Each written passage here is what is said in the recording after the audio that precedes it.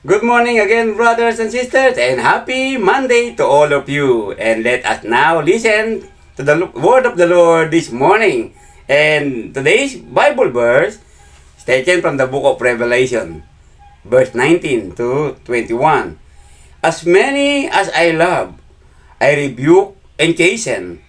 Therefore be zealous and repent. Behold, I stand at the door and knock.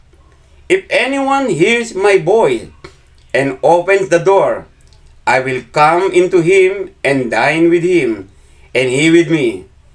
To him who overcomes, I will grant to sit with me on my throne, as I also overcame and sat down with my Father on his throne. And in Tagalog, sinasaway ko't pinapalo ang lahat ng aking minamahal, kaya't maging masigasig ka. Pagsisihan mo't tatlikuran ang iyong mga kasalanan. Tingnan mo, nakatayo ako at kumakatok sa pintuan.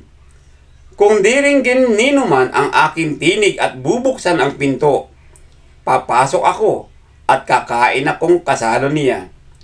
Ang magtatagumpay ay bibigyan ko ng karapatang umupo nakatabi ko sa aking trono, tulad ko na nagtagumpay at nakaupo ngayon katabi ng aking Ama sa kanyang trono.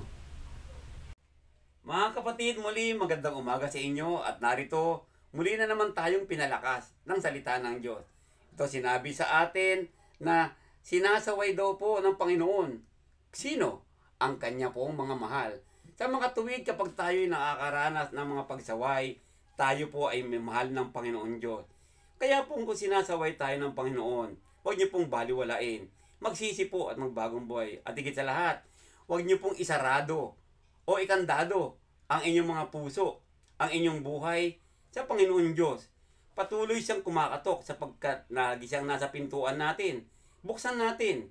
Huwag nating ipagsara o ilakman ang ating mga puso sa kanyang pagpasok. At higit sa lahat sa ating buhay.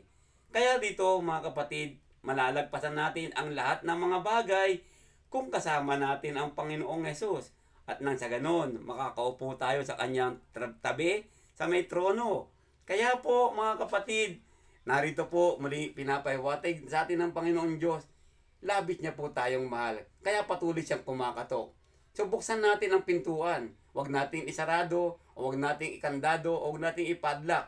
Lagi po natin buksan ang pintuan. Higit sa lahat, para sa mga tao, sa mga kapatiran, at higit sa lahat sa pagtuturo ng salita ng Panginoong Diyos sa lahat ng mga bagay na ating kinahinatnan. Kaya po mga kapatid, sa umagang ito, let us always open our heart and our mind through Jesus Christ, our Lord and Savior. He always knocks on us. So open it. Do not close it. And most of all, if the Lord chasten us, do not ignore it. Think about the chastening of our Lord. He loves you. That's why He wants us to repent. He wants us to change our life in accordance to the will of the Lord.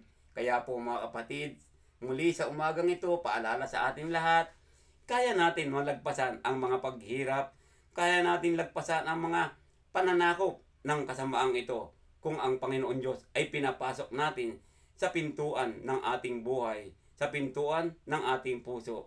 Tandaan ninyo, huwag niyo pong isarado ang pintuan. Huwag niyo pong ipadlock ang pintuan. Buksan ito para sa Panginoon Diyos. Magandang umaga po muli sa inyo lahat.